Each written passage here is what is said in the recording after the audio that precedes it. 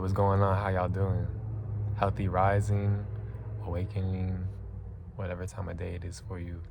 I'm in my van right now. I'm sitting down, I'm chilling in here. It's the best space I had right now to record. I'm on day 2 of my fast today. And I'm not gonna lie, I didn't almost, but I wanted to. I wanted to eat today multiple times. It's been getting tough. But today I had water. I had this little green smoothie drink from Trader Joe's. And I had some matcha tea, organic, with toasted rice. My dog is in here, so excuse if you hear the noise. She's whining. She don't want to be in here. But she want to be with me, but she don't want to be in here. So where does that really make sense? It doesn't make sense, right? Let me show y'all.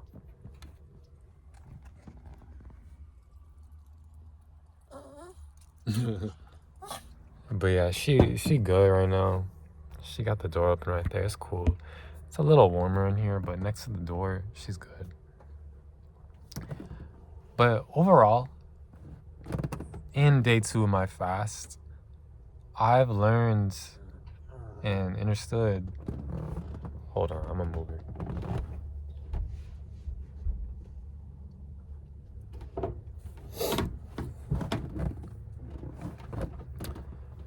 Boundaries within myself, and boundaries having to do with urges, resisting urges, because I feel like you don't see how many times a day you want to eat, but you don't actually need to eat until you start fasting. You don't have that awareness over that. But you may. I've been practicing fasting for 2 years now, but I won't lie, it's been probably 4 months since I did a full day fast, and I may be wrong about that. So I'm definitely wrong about that. But it's been 4 months since I've done more than one day, and it may be longer than that. And to be honest, that's just me being honest with myself and honest with you too. I have no lies to give besides what I'm speaking right now, but it's all perspective. Anyways, I don't know what that was. But yeah, you don't realize how many times you want to eat, but you don't actually have to eat until you start fasting. And that doesn't have to be just a day. That can be intermediate fasting. So that could be 4 hours. That could be 8 hours while you're at work. That could be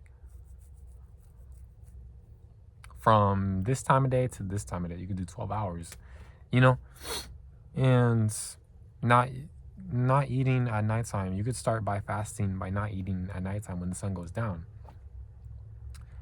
That's when I feel like it's the hardest not to eat. And I say that because just from my own experience, that's when the cravings start coming stronger. Now, everyone's different. You may not get cravings at nighttime. You may get cravings during the daytime. You may get cravings when you wake up, or when you go to the gym, or when you just walk around, take a walk. I went to the gym today with my girl. We did a little workout.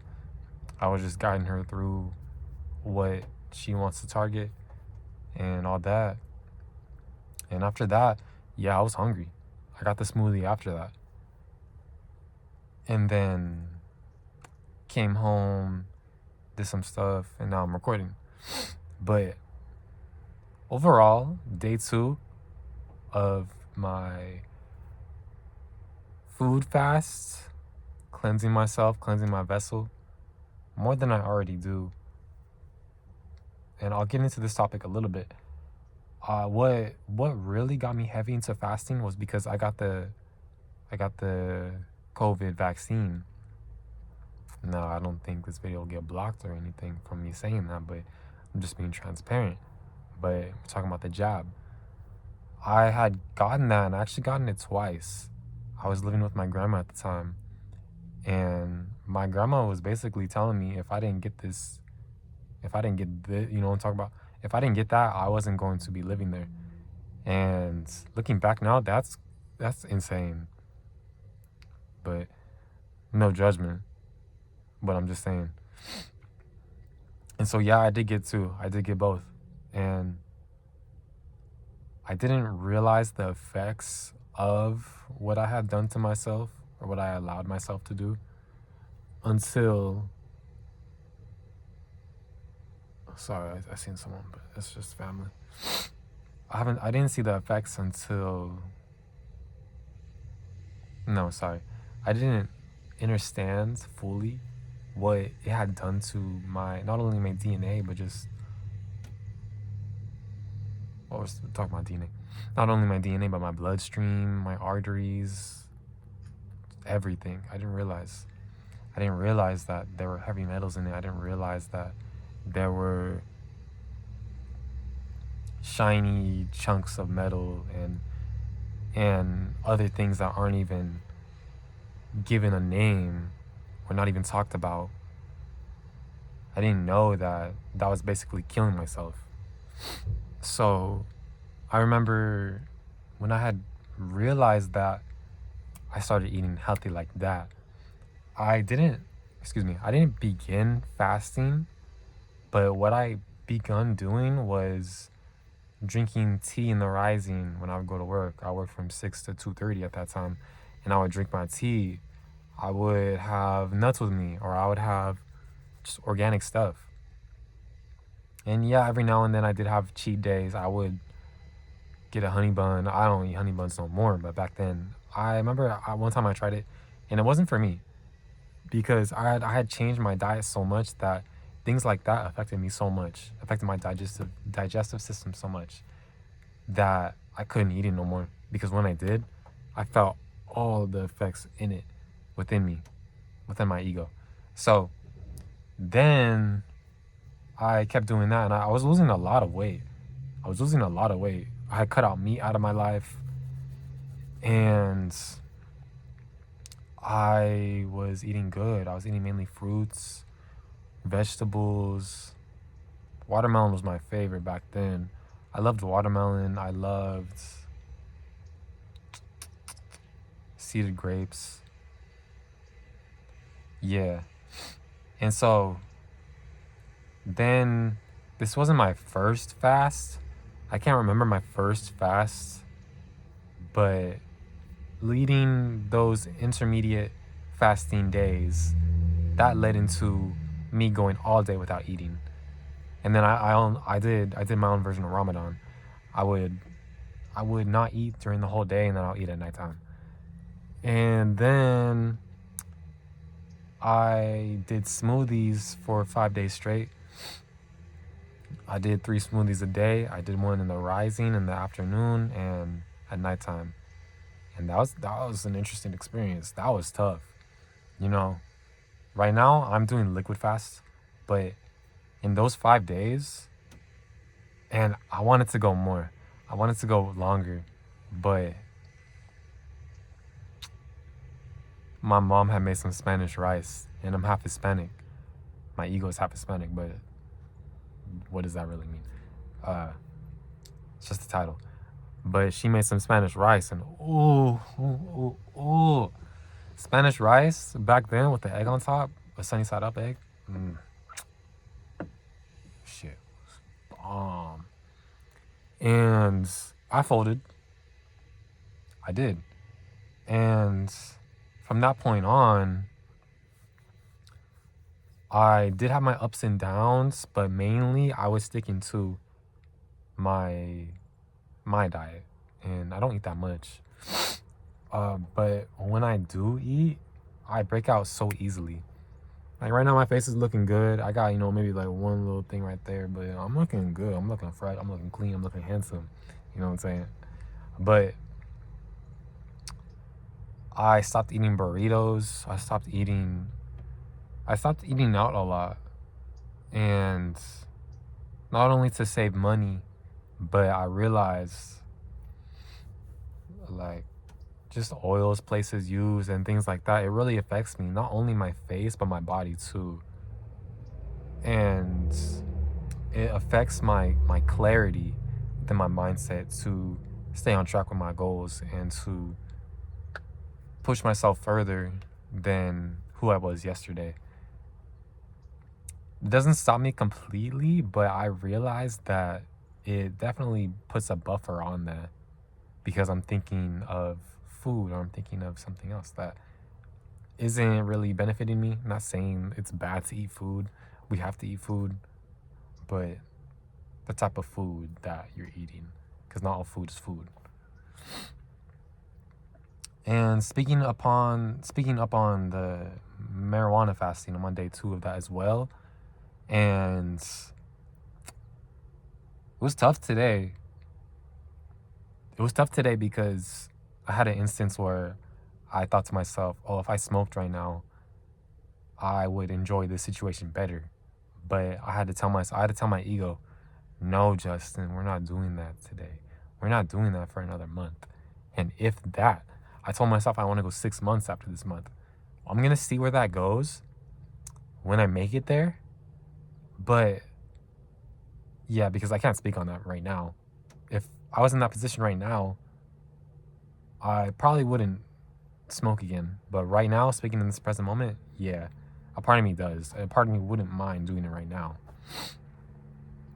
And so I was just like, it's tough. It's tough. It's hella tough. But, I have my own reasons for getting into smoking in the first place. I was using it to... So before, I had a breakup. And this breakup affected me very strongly. And so, before this breakup, I was smoking, but I wasn't smoking every single day. I was smoking maybe once a week, twice a week. And in part of that reason was because I didn't know what the fuck I was doing when it came to smoking. I remember the first time, it was a little embarrassing, but I don't care. I'm cool, I'm honest, I'm transparent. The first time I started smoking, I literally lit a bud and was trying to smoke it. I was desperate because I didn't know how to roll. I didn't have a grinder. I didn't have a pre-roller, if you use that, I didn't have nothing like that. I didn't have paper. I didn't have nothing. And the only weed I was getting was from my cousin. And I believe it was indica. Yeah, I believe I started out with indica. Now, I can go into a dispensary because I'm old enough. I can get weed from my girl because she works as a bud tender. And so it's like, it's so available to me now. It's so available to me now that it sucks. But at the same time, it doesn't suck. And I say it sucks because it's... Okay, going back, and I'll say this is why it sucks. I allowed myself to overindulge in the urge of smoking to the point to where it became like a ritual for me for a long time. And I've broken off from that a little bit. Definitely can put more work into that. But when it's in front of you, it's kind of tough if you enjoy doing that. But at the end of the day, that's an excuse. And that's just my lesson in healing and learning from that past experience. But yeah, because of that past version of myself, it sucks. But that's just an excuse at the end of the day, just being real. Just being real, it's an excuse. And wine too, I started drinking wine too. I'm not gonna lie, I did drink wine last night. And if that broke my fast, I'm just being honest. But if it did, oh well. I did it. I knew what was gonna happen. I drank wine last night. and I just drank the rest of what I had. Um, I'm very much newer to drinking alcohol. I had many opportunities, but my father was an alcoholic, and I seen every aspect of that realm of existence, and it really turned me off from alcohol, and that's a good thing. But it's okay every now and then to drink alcohol, and I can say the same thing with marijuana or mushrooms, or that's it. That's all I really dive into. I'm never gonna dive into anything else besides maybe DMT, maybe what's the other one? Ayahuasca, maybe when the time comes, but nothing right now. And I could say that for a fact. If it was presented to me, to my ego, I wouldn't even touch it. Wouldn't even touch it. But mushrooms, I fuck with mushrooms. I had a very nice experience one time with mushrooms, and I remember I was just crying, and I was crying, and I was crying, I was crying. The reason why I was crying was because this goes back to a generational trauma within my family. I won't get into that too much, just because that's personal, and I don't mind being personal and transparent, but I had trouble connecting with my family because of internal triggers that I had within myself. When I spoke to my mom, and the responses that I would get would trigger, well, I would allow that to trigger myself because of the response that I would get, because I could see the unhealed trauma within you, and that reason, and that's the reason why you're responding to me in this way. And to my brother, you know, I wasn't the best brother growing up. I'm just being honest. I would make his life harder. I would make his life more difficult. But now it's like, that's my bro. That's my brother. For real. I would do a lot for him. I would die for him. You know, I would allow my ego to die for that. And so, what was I saying though? All in all, like, I just see why. I was talking about mushrooms. I'll get back to that. I was talking about mushrooms though, right? I was talking about mushrooms. Yeah, I was crying a lot, and I was releasing so much trauma, and I remember it kept coming in waves, and I know it comes in waves, right? If you don't know, it comes in waves, and it could be stronger at one point, it could be a little less at some point, but usually you'll stay around that point, but it will get stronger. But it's not. It's only temporary, because it'll come back down, but it may go back up. And I remember I could barely walk. I could barely move. It was like my balance was way off. My balance was fucked. I had to crawl to the restroom. And when I would go to the restroom, I only went pee. I didn't go, I didn't take a shit or nothing. Just being honest, I didn't do that. But it would feel like my genitals weren't there after I would be done peeing. So I wouldn't know if I was peeing my pants or not. And I'm being very honest, but I don't care. I'm just talking to myself, right? But after that, it was me and my girl, and she was taking very good care of me. She's like, she's just amazing. She was a caregiver before. She was a caregiver when we first met, and she's no longer working in the caregiving industry, or caregiver, as a caregiver. And good for her, because that's a hard job to do. I couldn't imagine myself doing that. If I really had to, I would. But wow, that takes a certain type of person.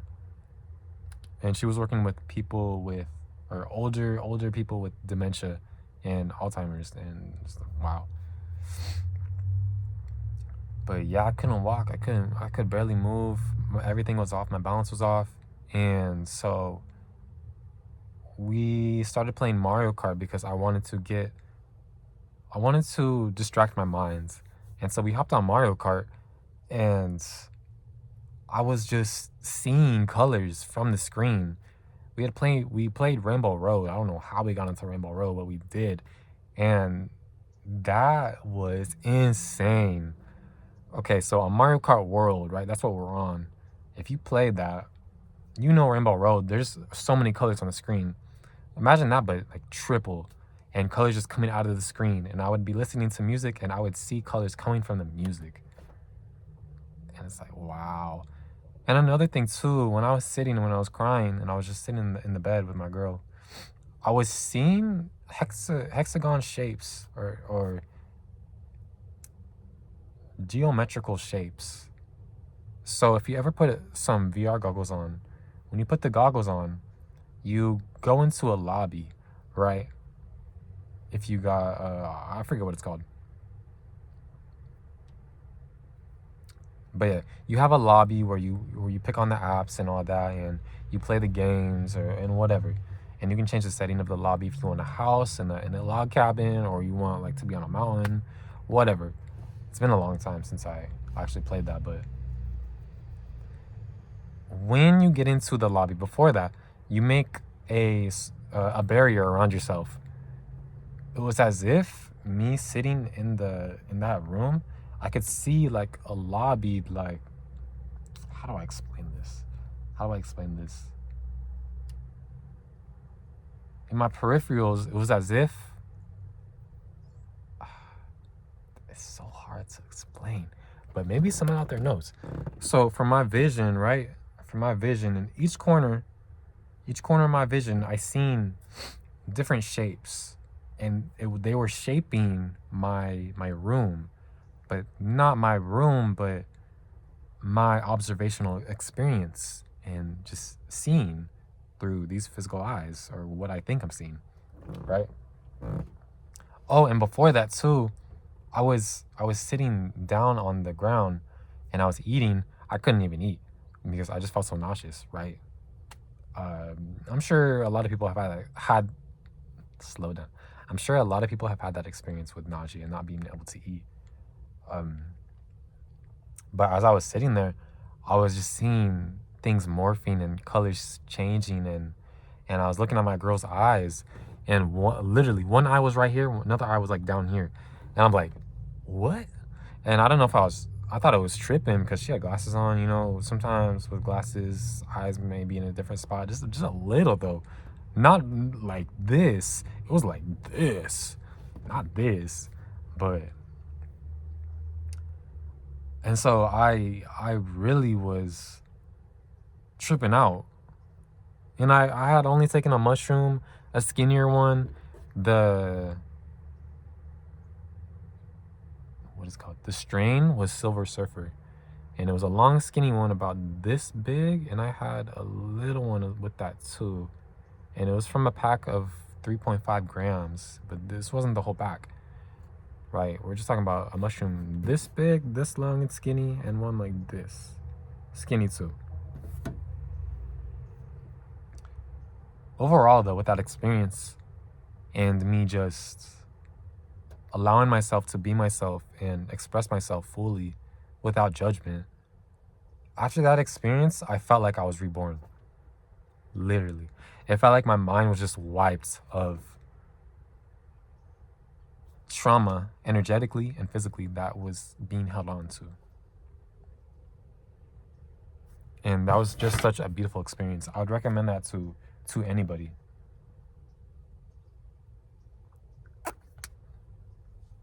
You know, as long as you got a level head, as long as you got a good head on your shoulders, and you're not thinking about suicide or anything like that. If you're thinking about suicide, if you're thinking about killing yourself, do not take mushrooms. But I will say, at the same time, that's just me speaking for myself. If you feel like mushrooms will help you in that situation, by all means take it, but do your research.